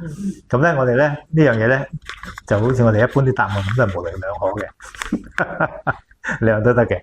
咁視乎你嘅實際需要啊。咁各有個好處嘅。咁尤其初學嘅時候咧，揾個鬧鐘仔咧有好處嘅，因為我哋咧初學咧，尤其是如果你中意翹腳坐咧如果坐得短咧，坐凳都得㗎，其實唔需要揾翹腳嘅。咁但係如果想坐長啲或者係想練好隻腳咧，咁翹腳坐啦。屋企有咁嘅條件嘅話，咁翹腳坐多唔舒服㗎嘛。所以如果你唔校一校個鬧鐘咧，你好快就想起身㗎啦。係嘛？咁所以揾個鬧鐘仔咧，有個好處就提醒自己咧，未夠鐘唔准起身住，咁俾自己有啲忍耐力，提升嗰個忍耐力。咁另外咧，亦都有啲同朋友有嘢做嘅，唔係個個都咁得閒噶嘛，或者咁自由。可能就算我哋就算退休都好啦，都要有時咧要照顧下啲小朋友又好，照顧下啲親朋戚友又好，咁都唔可以話即係不停咁去坐，好似以前虛雲老和尚嗰陣話齋。你聽過虛雲老和尚嘅故仔未啊？佢喺雲寺嗰度咧，煮番薯喎。咁啊煮咗番薯咧，咁啊等佢熟㗎。以前要揾柴爐炭爐㗎嘛，咁啊佢好似而家啲壓力煲咁快㗎，所以咧佢咪喺個爐側邊咪打咗咯，坐喺打咗，一坐入一定係。咁啊據說佢去咗呢個兜率天度打禪七，咁我好唔知幾耐之後咧，佢有個朋友上嚟揾佢話打緊坐咧，就敲醒佢啦，敲你度叫醒佢師傅我探你，喂，我啱煲咗番薯，大家一齊食啦。於是佢打個蓋，嗰啲番薯煲咧頂到個蓋頂咧，佢坐應該都6-7日，所以話佢都兜率天打禪七。咁啊，所以有時咧一下坐咗去，坐得夠靜咧，冇咗時間觀念喎。咁啊，於是乎咧原來晏晝約咗人飲茶，唔記得咗坐過龍咁。咁當然初你唔會嘅，如果咁啊，真係恭喜你啊！咁但係都好嘅咁啊，所以咧有個鬧鐘仔，咁有啲時候咧需要嗰啲，譬如你7點鐘要出去打太極咁你咪叫醒自己出去，咁就唔會話過龍咯。咁啊，亦都令到自己唔好執着咗嗰種定啊。其實咧，太過中意執着定咧，亦都係阻礙我哋修行嘅，繼續前進即係佢其中一個大步嚟嘅，當然。但係呢個太大步之後咧，跟住你要繼續前進噶嘛，咁所以唔好俾我哋成喺個定裏面。咁啊，要開始將個定攞翻做正念，將呢個定力攞喺日常生活度。好似頭先話齋洗碗嘅時候，可以點樣可以唔好諗嘢，專心洗碗咁啊，先係嗰個定力嘅用途嘛。就唔係話要坐好耐先好嘅。咁所以有個鬧鐘仔就好啲。咁當然如果你係好自由嘅，或者係真係想對自己個有信心嘅。咁咧唔教亦都好處嘅，唔教真係隨緣啦。咁啊，如果即係有時間多，咪坐耐啲咯。咁啊，有時坐到一頭半個鐘都幾開心㗎，好快過啊！唔覺意突然間，咦，有人敲門咁，起身原來半日㗎啦咁，咁都幾好玩㗎。咁又可以試下俾自己玩下，咁啊俾自己睇下個身體可以接受幾多。咁啊初未必有呢個好處嘅，咁但係唔緊要啦。呢個你記住，所以隨住啲因緣。你覺得需要嘅就教個鬧鐘仔，初都係多數教噶啦，唔需要嘅就索性唔好教，俾自己一個放任一下，睇下可以去到咩階段，俾自己感受翻身體真係唔得先至起身，咁我哋俾自己一個好似 benchmark 咁樣，咁都得嘅。好，有冇第二啲問題？係啦，如果未有咧，我哋講翻頭先我哋講開話，譬如朝早打坐啊嘛。朝早、晏晝、夜晚都得嘅咁啊坐幾長又冇乜所謂嘅，最緊要開始。咁啊，一般嚟講5分鐘、10分鐘都夠噶啦，初嘅時候。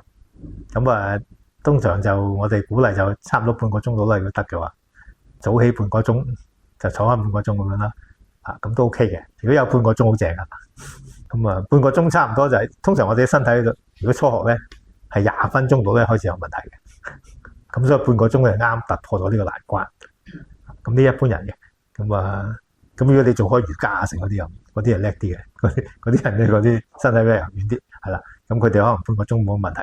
咁我哋一般冇乜做瑜伽啲人咧，20分鐘開始咧就開始覺得痛啊、痹啊成噶啦。咁所以突破咗呢個之後咧，可以坐好耐噶啦。咁所以連半個鐘就啱噶啦。咁啊初係要換一次腳，換下唔使換啦，咁你知道自己即身體好掂啦。咁尤其是我哋年紀大啲嗰啲，得閒啲嗰啲咪即係咪俾多少時間咯。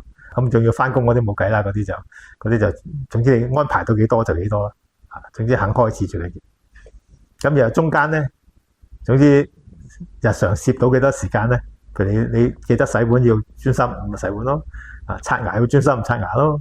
洗面要專心，洗面咯。總之你幾時記得要將個心帶翻嚟嗰時候，其實任何時候記住我哋嘅原則。身體永遠都喺當下嘅，個心要留意身體咧，個心就要翻嚟當下，咁就喺當下。你多啲咁樣翻嚟當下咧，你慢慢就感受到咧呢個當下世界嘅美好噶啦。到你真係發現呢樣嘢嘅時候咧，到時唔使我叫你啊，你自然都會翻嚟噶啦。咁另外一個問題我係好想做到嘅，就係正念可唔可以幫到去改咗一啲壞習慣咧？當然可以啦。可唔可以教一教，再詳細講一講點樣可以改咗啲壞習慣？咁你想見到呢個壞習慣先啦。其實你正念就見到個壞習慣啊嘛。你既然叫得佢做壞習慣，你知係乜嚟㗎啦？但係做改唔到喎。因為我哋點解改唔到？我哋慣咗我哋嘅人咧做嘢方法就係一諗起就做嘛。所以咧，當年老師過嚟嘅時候，而家啲地鐵就先進咗啦。嗰時咪仲未有幕門嘅，咁啊成日都有 mind the gap，stand behind the yellow line 記唔記得？佢話佢中意呢句嘢，mind the gap 啊，要俾個 gap 個 mind，即係話咧諗起啲嘢，要俾個暫停自己，然後先再去做。其實我哋而家點解會成日做少少壞習慣嘅嘢？我哋一諗起就做嘛，我哋一想做就做啦，咁呢個咪變咗壞習慣咯。我哋將呢個諗起同做中間攝一個暫停喺度，嗱呢個靠正念啦。你見到自己諗起啲嘢啦，見到個動機嚟咗啦，跟住想做啦，咁然後咧你見到佢嚟嘅時候先停一停，又問下自己而家係咪應該要做呢樣嘢先？呢個係咪壞習慣嚟嘅先？係咪好想食咧？係啦，真係唔食唔得咧。係啦，冇錯啦。所以其實我哋有個叫超級市場練習嘅，就係你推住架車喺超市場度，跟住咧每見到啲乜大減價啊，或者擺到好靚嗰啲嘢咧，首先問下自己屋企有冇先。屋企如果有咧，有幾多件啊？可能已經有10幾件嘅喎。雖然減價都唔好買喎，係嘛？或者調翻轉，真係屋企都冇啊？係咪真係需要咧？純粹係得意啫，咁唔好買喎。咁成日兜個圈睇下你係咪可以只係買到3-2件你中意嘅，即係需要嘅出嚟咧，而唔係買咗一車你中意嘅出嚟咧。一般人都係調翻轉，初入去嘅時候買2件嘢，諗住一出台推完之後半車，係嘛？呢個超級市場陷阱好出名㗎。我明白晒啦，停一停，諗一諗。係啦，所以要靠正念先停到嘅。哦，明白晒啦，唔該晒。先一開始就話即係慾望就好似一個有色眼鏡咁樣啦，即係見到中意嗰啲嘢就覺得，即係見到中意嗰個人咧就覺得佢乜都做乜都好嘅，見到一個唔中意嘅人咧，即係呼吸都有罪啦。係啊，即係大概咁嘅意思啦，即係唔係 exactly 咁嘅字語啦。咁跟住咧，我又諗起咧，琴晚即係本來今日咧我都未必嚟到嘅。跟點解咧？因為琴晚咧、前晚咧、琴日啦、前日啦，好多日咧，呢幾日咧，有個人點講咧？我幫阿 A 朋友咧，同你差唔多年紀嘅，都係即係我裝咗個叫 WPS 嘅軟件啦，裝咗個軟件啦，跟住佢唔識用，跟住咧，跟住咧日咧早5萬 WhatsApp 我留言。幾廿個留言最衰你啊，幫我裝咗呢個嘢啊，鏟又鏟唔到啊，跟住你呢個軟件啊，令到我啲嘢咧入侵晒啊，入晒病毒啊，你而家係咪搞到我部電腦啊？而家即係類似咁樣啦，講晒粗口噶啦已經。咁跟住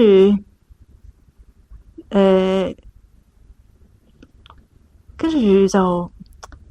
即係見到哇！呢個人咧，平時咧就好似好有智慧啊，好有呢個即係好有分析能力啊。但係去到某啲位咧，就會跌咗落去呢個情緒嗰個漩渦度啊。跟住咧，我琴晚咧就教佢嗱，你唔好揀嗰個 WPS， 你 right click， 你揀普通 Office。跟住佢留言俾我。你而家呢個畫面咧係你部電腦嚟噶，唔係我嗰部電腦嚟噶。跟住我拗爆啦，即係已經 feel 到佢失咗理智啦，已經。即係我都唔係佢屋企，我點用你部電腦啊？即係，跟住已經 feel 到佢失咗理智，跟住係咁鬧咯。最衰你幫我裝呢個嘢啊！你今日啊，星期4夜晚啊，放咗工過嚟喺度幫我鏟咗佢，跟住。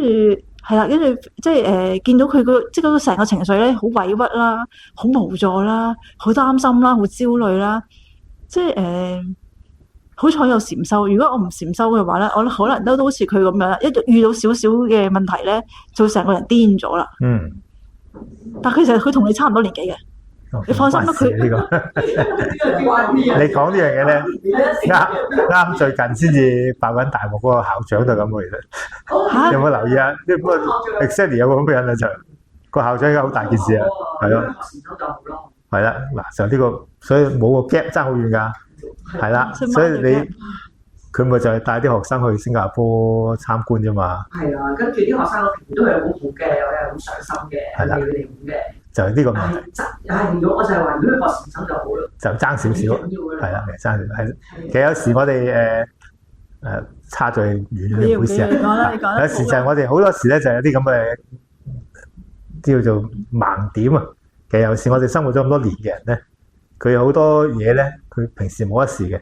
但一揩中咗呢啲咁嘅弱點啊，啲痛點佢就要，即係可能係佢細個啲經驗或者以前都成日都有人壓抑住嗰啲嘢啊，咁咧佢就會突然間爆出嚟，咁啊一爆好危險嘅呢啲啊，咁啊譬如可能佢即係平時冇乜嘢咁，但係可能去一個地方佢覺得嗰度即係啲人恰佢，佢突然間起晒槓，係啦，諗住自己要惡啲去保護自己咁，咁啊出咗問題咯。咁所以你呢個朋友都係咁啦，而家突然間裝咗個軟件，佢唔識用嘅，咁佢咪哇！你知佢幾安慰啊？我而家要交稅局啊，要整啲咩文件同整啲乜文件啊？你而家阻住晒，你呢個 program 啊，幫我整咗之後啊，你個 program 啊，令到我咧交唔到乜，交唔到乜啊！嗱，同埋佢個心係咁諗嘅時候咧，佢就更加唔肯試嘅。所以佢更加你唔教佢啲嘢，佢都盡量唔試。佢要證明自己啱啊！所以佢而家唯一要做嘅就係電腦嚟教我啊！係啊！你而家個畫面係你嗰部電腦嚟㗎。係啦，所以就見到個心嘅作用得意。跟住有啲驚啊！即係已經佢係咪已經黐咗？即係呢個好難叫人哋學禪修嘅，你記住。呢個時候更加唔好叫學禪修，咪咧佢會覺得禪修好衰，因為佢喺呢個時候咧，佢將佢攬埋一齊喎，睇唔睇到啊？所以呢個時候咧要做嘅就平靜啲。嗱，呢個時候慈心好有用啊！慈心佢啦，咁咧就我哋柔和啲接受佢嗰啲意見接受啊，態度照舊得噶啦。咁你明白佢嘅只係佢嗰啲發泄嚟嘅啫。睇到先就話，即係跟住我再 send 多次嗰個畫面俾你睇啦。唔係唔使 send。咁佢搞唔搞得掂啊？佢搞唔搞得掂啊？終於唔係，即係我哋態度依然係一個柔和嘅態度，即係唔好因為佢越嚟越惡咧，我哋就跟住一齊惡，升溫同佢鬥，唔好鬥撐。我哋要 keep 咗個柔軟嘅態度，至於佢嚟到咧，就好似阿李小龍話齋 be water， 好似水咁樣，係啦，佢點嚟我哋照 absorb 咗佢。啊，呢個道家功夫嘅，係啦，即係你同佢硬撐冇意思㗎。咁我覺得，然後等佢發泄完啦，咁睇下佢實際有咩需要咯，會幫到實際需要咁咪搞掂咗咯。跟住咧，我有呼俾佢，即係我同佢講，其實咧，我哋而家咧最緊要咧，即係解決實際問題啫，係咪？咁係啦，我今晚即係星期四夜晚我過嚟啦。send 你過揾佢啦。吓？咩？你已經搞掂咗啊？唔係，都未，梗係唔係啦。跟住我4-5點收到佢信息，話佢攞咗部電腦俾 IT 人去搞。已經搞咗嘅，就仲好添啊！係啦，唔使你做啊，唔使我，即係好似你話齋，即係自然有人出手嘅啦，呢個世界唔使太擔心嘅，仲好啊，坐享其成啊，坐享其成。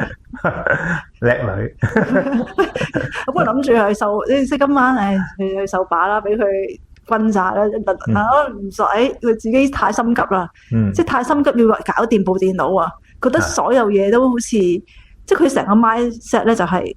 我而家做唔到部電腦，就係佢裝咗個 WPS， 所以我而家要搞掂個 WPS。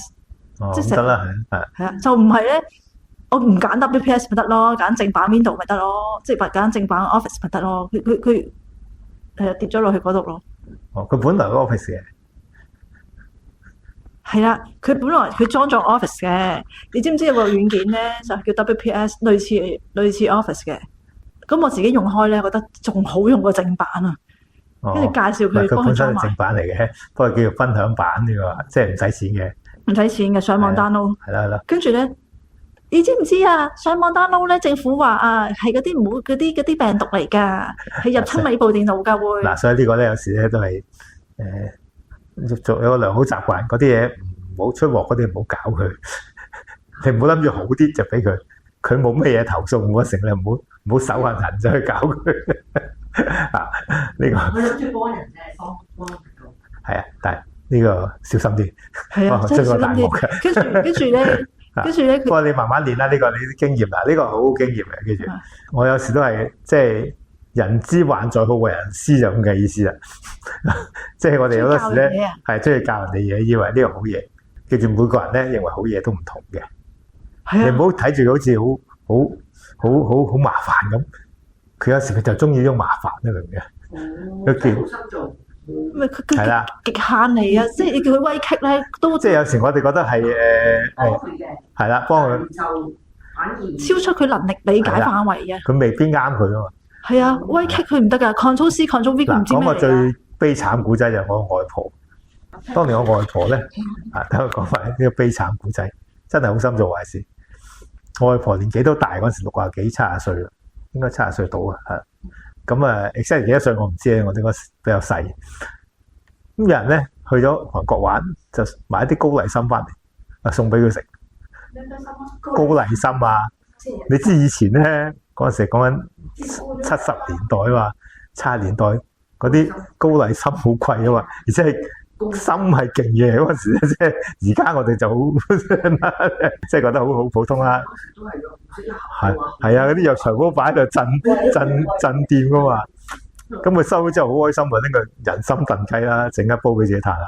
跟住我哋照顧咗佢半年啊，我哋跟住先拜拜爆血管，因為嗰送俾佢嗰真係慘，真係慘。係啊，因為佢好啊，但係佢唔諗起老人家血壓高啊嘛，你啲人參會血壓高啊，知唔知？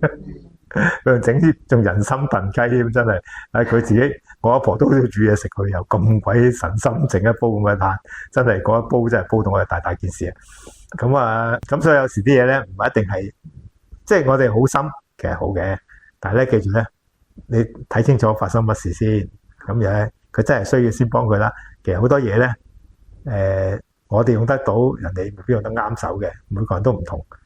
其實好多嘢都好奇怪嘅，我哋唔係越快越好嘅好多嘢，其實慢慢你長大啲就明㗎啦。咁啊，繼續練習。後尾咧，我聽翻佢個仔，即係佢個仔，佢同我講佢個仔嘅評價，就係老豆，你千祈唔好學新嘢，就用就得嘅嘛。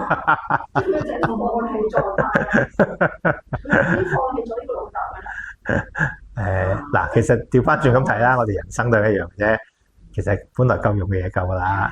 其實本來點解我哋咁多煩惱咧？好多時咧，因為我哋太過貪新忘舊嘅。係啊，試過你把嗰個心意話俾屋企人咧，跟住反而越深，佢哋仲更加埋怨翻嚟。點解會出呢部電話俾我啊？咁越多功能，我即係越係覺得難學咯。係啊，係啊，係啊，佢用開好地地嘅，即係其實佢好多時佢又唔需要嗰啲新功能嘅，變咗佢反而就手最緊要。係啦，因為佢又唔係趕住翻工，又唔係成，佢撳多幾個掣，佢有乜分別咧？所以你話我呢個快啲嘅一個掣搞掂，佢對佢嚟講就仲大件事。係啦，咁就呢個炒開咗啦。咁我哋咧記住，所以咧嗱調翻轉，咁就唔好叫佢禪修。呢個時候咧點啊？你自己做得好得噶啦。咁你做得好咧，佢第時咧慢慢發覺，咦？點解你咁犀利，鬧極都唔嬲嘅？佢就會覺得奇怪。咁佢會如果有因緣咧，佢就會嚟學噶啦。唔使去 push 下講點樣，等佢自己慢慢去。係啦，我哋唔使 hard sell 嘅。哦，咁我哋即係記住咧，我哋做翻好自己先，用自己嘅能力慢慢感染人哋。咁呢個都有個好出名嘅古仔嘅，喺心靈雞湯講一個即係主教嘅墓誌銘啊嘛，聽過未啊？呢個主教咧，嗰個墓誌銘寫住咧就係我細個嘅時候咧，雄心壯志，想改變呢個世界。咁又跟住大少少，發覺我能力都係好有限，我改變呢個國家夠啦。咁啊，跟住咧搞一輪之後咧，發覺自己能力更加有限。原來我改變呢個社區已經好困難。咁又跟住咧，到最後發覺咧，改變社區都好難。原來我應該改變自己先。咁又最後先至話，假如但係我呢個社會已經垂垂老矣，我去做嘢冇乜啦。佢話我應該調翻轉，如果假如我一早已經發現，我應該第一件事改好自己先。咁搞不好我要影響呢個社區。如果社區變得好咧，我有機會可以改變呢個世界，呢個國家。如果嗰個國家做得好咧，我仲有機會改變世界。所以我應該調翻轉做嘢。咁但係一般人就調翻轉嘅，係一開始個雄心壯志啊。咁所以咧，記住我哋先整好自己先，自己做好咗啦，你慢慢將呢個能力慢慢發散出去。咁佢唔好太貪心啊！我哋要改變我哋嗰啲貪心嘅壞習慣。做到幾多隨緣得㗎啦，隨緣，只要你慢慢做，咁你可以做到幾多就自然做幾多㗎啦。喺我哋呢個佛陀嘅古仔裏面咧，咪不同嘅比丘嘅，有啲係好傳教好叻，亦都有啲咧只係自修嘅啫。咁所以冇乜所謂，都係一樣嘅，大家都可以做到阿羅漢。最重要係修自己。修好咗自己咧，就樣都可以 OK 㗎啦。就觀自己，係啦，觀自己嘅心，就唔中意睇任其他人嘅。其他人嗰啲我哋其實我哋控制唔到嘅，我哋只係有限度嘅幫忙咯。但係呢條路會好寂寞嘅。咁如果你係即係你10個裏面有9個都唔係做呢樣嘢，自己一個做，咁其實所以教大家慈心咯。所以正念之外，記住慈心唔好漏咗。慈心咧，慈心海就冇力。就係我哋將所有人咧都當自己朋友。佢哋雖然喺側邊行緊，唔係點睬你，但係佢都係你嘅朋友嚟嘅啫。成個世界都係你嘅朋友，所有東西都係你嘅朋友。你點會寂寞咧？大家個價值觀都唔同。有邊個人價值觀一樣？你話佢知？你自己同你前嗰幾個自己都唔同啦。唔好講話。就係我呢度變咧，因為呢個問題咧，我成日都好唔開心，就係因為成日點解我識啲朋友同我哋價值觀唔同？點解我身邊嗰個價值觀入原來根本係冇人。其實你自己都變緊，唔好講係人。所以其實冇辦法令到一個人同啲價值觀一樣嘅，唔需要做呢樣嘢嘅。我哋認同翻大家嘅不同，咁但係大家都有共同目標嘅，每個人都希望咧時時開心，時時快樂，每個人都希望解脫自在嘅，個咧希望冇煩惱嘅，呢個係價值觀，呢個係大家目標相同。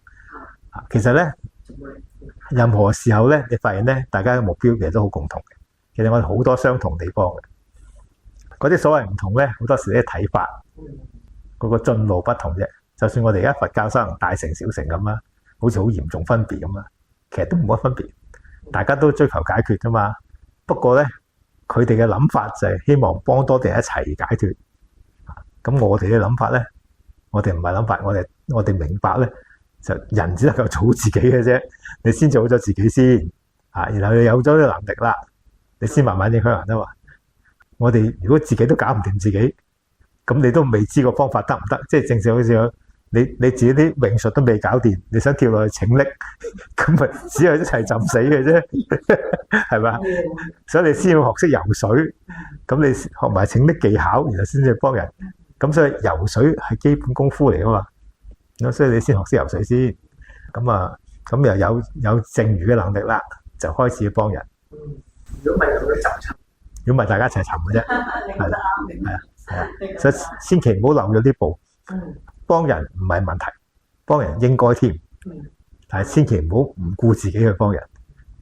咁我有時成日提高呢個就話，我哋要記住咧，我哋想幫人呢個心咧，要俾我放大少少。如果你真係馬上犧牲咗去幫人咧，其實你能幫到1-2個嘅啫。但係如果能夠將呢樣嘢拉長嚟做，我唔幫咁多，唔好幫到犧牲咁嚴重啦。我保持翻自己可以喐，然後再幫人嗰啲，即係可能1成2成。咁我 keep 住呢個生命長啲，會幫到好多人啊。係咪？即係我哋叫做可持續幫人，一新嘅名詞。如果有一幫人就係成個人自己都係啊，自己屋企都唔理，瞓晒身落去，即係變咗好似喺度翻工咁樣。有啊有。咁結果你做咗幾做之後咧，就只有2個情況，一係咧，如果你夠姻緣嘅，真係出埋家咧，咁啊最好啦。咁當然嗰啲大得好少啊，但係我都係做到自己謝晒，身體又差咗，屋企又關係又差咗。另外呢度做得辛苦咧，可能又就因為發埋脾氣咁。講得咁通透嘅，你都係聽得太多。係啊，我見咁而家年紀大，我見得經驗多，係啦咁啊，總係佢好深入咁睇咩啊？正面有正面唔係你有正，你記住咧，我哋個心咧唔會自己長大㗎，有正念先會長大。所以咧呢個客觀嘅物理年紀咧，唔表示個人嘅心都有咁嘅年紀喎。頭先所講嘅嘢咧，全部喺我喺出邊嗰度見到嘅而家。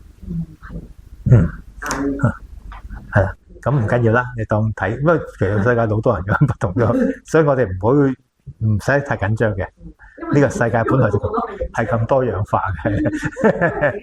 正係個好似我都係，所以講念自己先。係啦，搞好自己先係啦。正念係咁啊，學習正念咁生活，正念慈心，記住呢樣嘢。平時生活一諗起咧，就要做下，帶翻自己翻嚟。咁冇咩做或者覺得煩嘅時候咧，就試下做下慈心，令自己嘅心柔軟翻。係啦，咁啊嗱，叫做早晚都做多啲，起身就俾啲慈心自己，能夠起到身已經好好噶啦，知唔知？係啊，咁啊望到個鏡又俾啲慈心自己，咁啊出到去見到人咧，第一件事都送啲慈心俾佢。咁然後咧喺日中揾到時間咧，就安排自己翻嚟當下，盡量做嘢嘅時候咧，睇翻當下做嘢，發現自己諗緊嘢咧，就試下帶翻個心翻嚟。記住唔使諗咁多嘅，諗得太多咧，其實冇乜用嘅，係啦。我想進步。有乜玩真係人嚟嘅你嘅進步唔係諗出嚟嘅，變咗好心灰啊！真係啊，進步係做出嚟嘅。我要進步。咩啊？我想進步，係咪因為放㗎？梗係啦，進步都係一種唔好太犀利咯，即係逼迫自己感覺。唔好心急，八正道入邊話要精進啊嘛。正精進，正精進咧唔係精進嗱，搞嘅正字一個，能夠達到解脫正精進啊，正精進，正係能夠達到解脫嘅意思，所以八正裏面有8個正，嗰8個正嘅意思，譬如正見好簡單，能夠達到解脫的見解，所以正見就係四聖諦，其實苦集滅道嘅，所以正精進咧有內容㗎，唔係得個正精進四嘅字。正精進咧就係令到個心經常保持適宜修行嘅狀態，所以佢咧其實即係四正勤，未生起嘅善意啊，即係佢適宜修行嘅意思，就要令佢快啲生起。已經生起嘅善心咧，要保持善嘅心態啊，唔係嗰啲善意啊，即係個心係放鬆啊，有正念啊，即係個七覺支嗰啲嘢咧就係。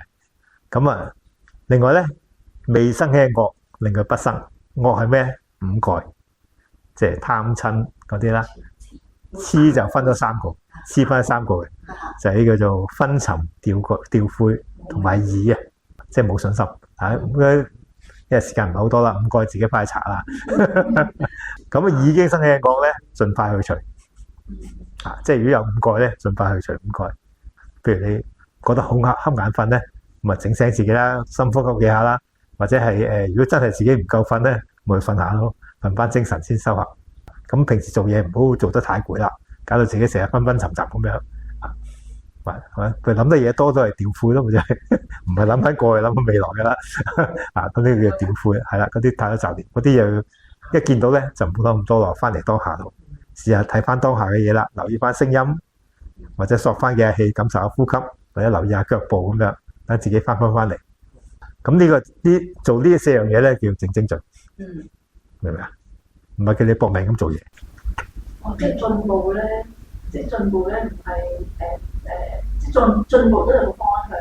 係啦。頭先嗰4個方向咧就叫做正精進。係啦，就真係進步啦。其他嗰啲即係進步得嗰啲我要念唔知幾多篇經啊，跟住要功課啊，入埋。即係嗰量化嗰啲咧就未必係嘅。嗰啲唔關事係。嗰啲唔關事添啊！即係唔關事，我都中性啲用未必係喎。你直情唔關事啊？雖然我哋成日話要福慧雙修啊，跟住108次唔知乜啊。其實咧嚴格嚟講咧就主要係修慧嘅，福咧係附加嘅啫。其實收得慧好咧，福係自然嚟㗎。係啊，咁而且福報本身係用㗎嘛，我都話福報其實同啲錢一樣嘅，會用完啊嘛，你話係啊，會容易儲㗎，係啊，會用晒嘅。咁啊，所以其實就冇乜所謂留落去咁啊，啲錢一樣啦，賺翻嚟就使嘅。咁所以夠使得㗎啦，所以福報咧夠使得㗎啦，唔需要儲太多嘅。咁你有智慧咧，就自然識福報。即係等於我哋有時候話知識同財富咁啦。即係所以通常教啲細路仔就話你要學多啲知識，因為知識即是財富啊。咁你如果你有知識，咁啲財富唔夠咪去識去揾咯。但係調翻轉淨係俾財富嘅，俾大仔筆遺產嘅，佢如果冇知識嘅，俾人呃晒，咁咪即係嘥氣。咁所以咧，智慧一樣啦，智慧同福報就係有智慧咧，你自然識得揾福報噶啦。你需要就會揾，咁唔需要啲福報唔使要啦，係嘛？其實我哋個禪堂咁大咪咁大咯，使乜整咁大個禪堂？咁唔好意思啊，係嘛？咁你有咁嘅智慧，用咁多福報，冇任何嘅協助啲用咯。唔需要搞咁多嘢，係啦，所以咧係啦，嘅我哋係全部修心啊，所以佢要靠個心，咁所以記住咧，仲要修慧啊。咁我都補充一下啦。咁最近咧，我修慈心咧，我都覺得咧，真係多咗去修慈心咧。瞓覺咧，瞓覺瞓好到啦，冇發夢嘅，即係已經唔覺得係有夢啦。咁即係起身就覺得好似係喎幾好喎，幾清明喎咁樣。所以即係呢一排修得多啲咧，更加好。我都想想話講係。咁分享我上咗4堂啦。咁最近咧，咁前幾日就同咗屋企人咁樣搭車，咁佢就成個咁俾翻個袋我，咁佢俾嗰時佢又冇心嘅，咁啊整到我，咁我成副眼鏡咧就跌咗，跟住仲整到我鼻好痛。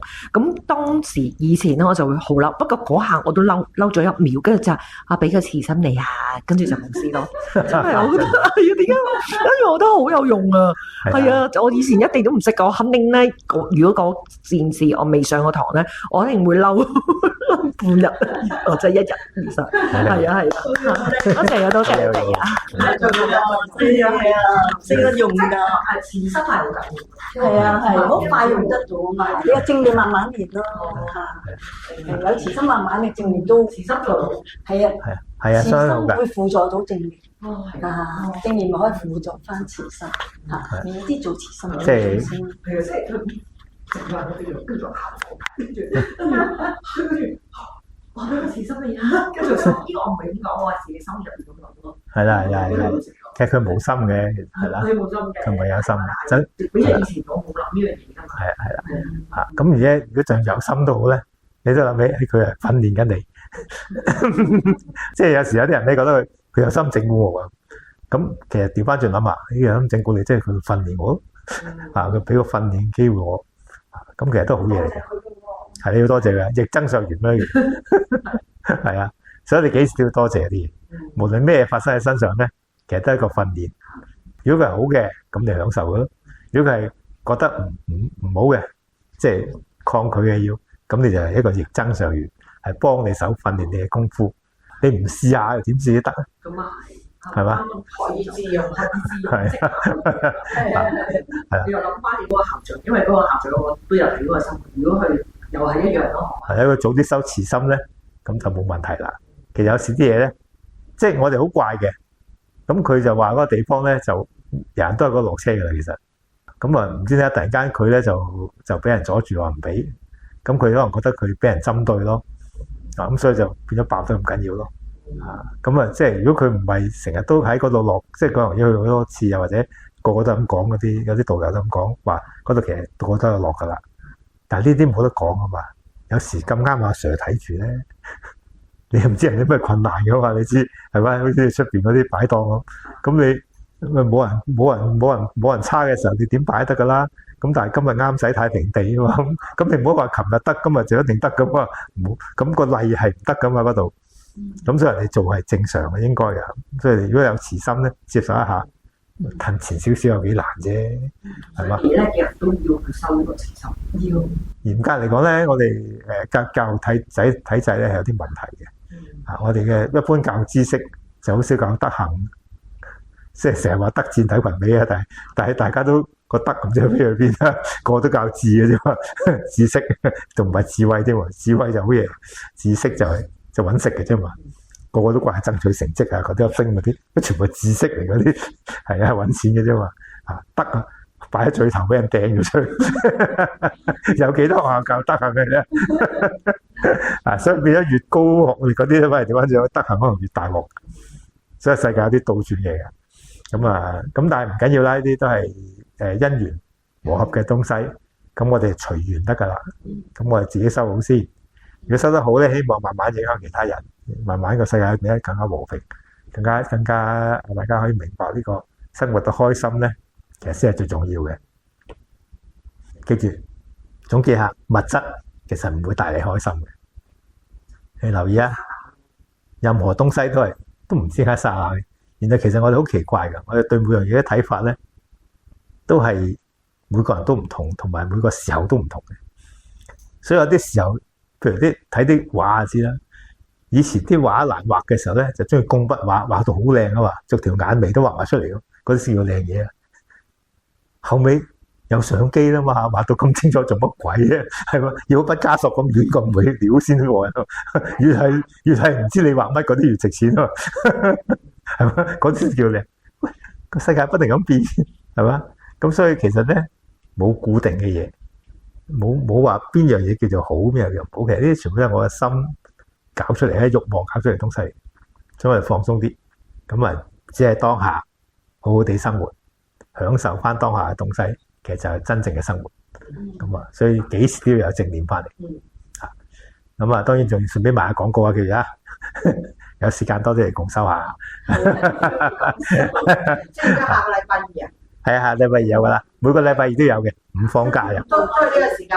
都係呢個時間喺呢度，係啦，最好啦。即係星期四而家冇咗啦。星期四就冇噶啦，我哋都要上堂。上之後4個月左右，我哋會搞一次，不過可能係太子，又可能呢一度，即係班。我哋班咧就一年搞2-3次咁啦。咁我哋你見到搞得多都冇用，都冇人嚟嘅。我嘈下啲學生。儲埋學生，啲學生，我打咗啲咁啱俾我睇，我想學共咯。係啊。我哋以前我即係幾個月先再打一次。係啊，共修都好重要啊 ，keep 住嚟。共修即係好似而家咁樣打到嚟時。多咗打坐，喺呢個時多咗打坐。坐長啲時間，係啦。阿余師姐就嚟㗎啦，係啦。我有錄音㗎，錄音24小時聽住啦。哦。唔係錄音，唔係嗰啲共修冇錄音嘅，呢條先係錄音啫。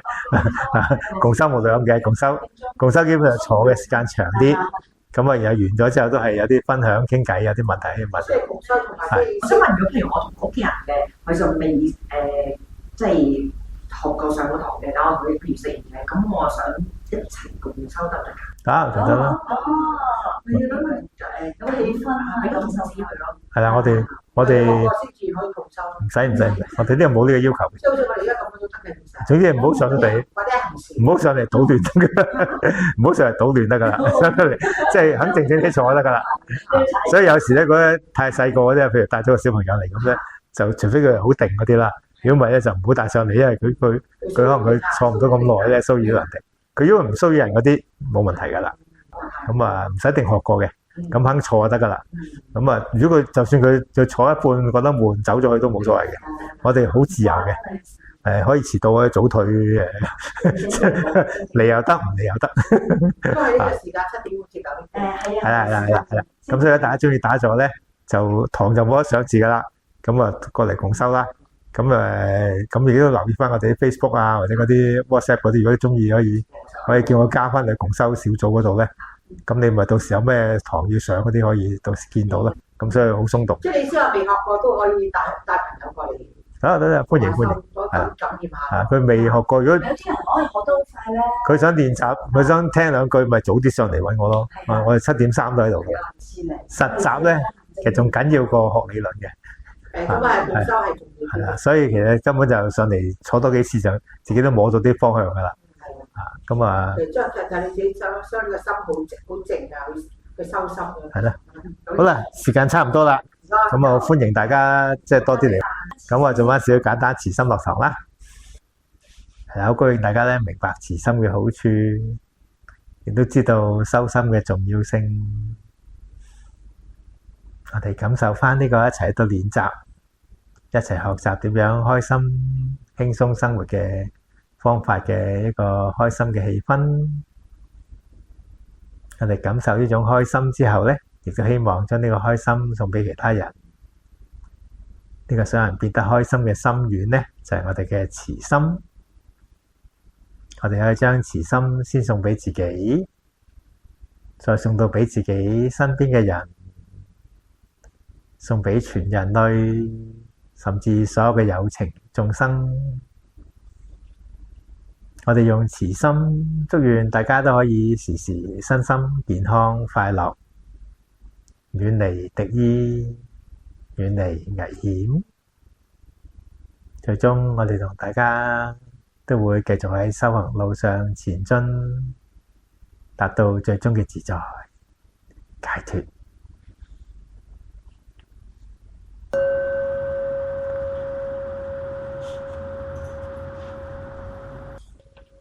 好，謝謝大家。好啦，希望大家多啲嚟共修啊！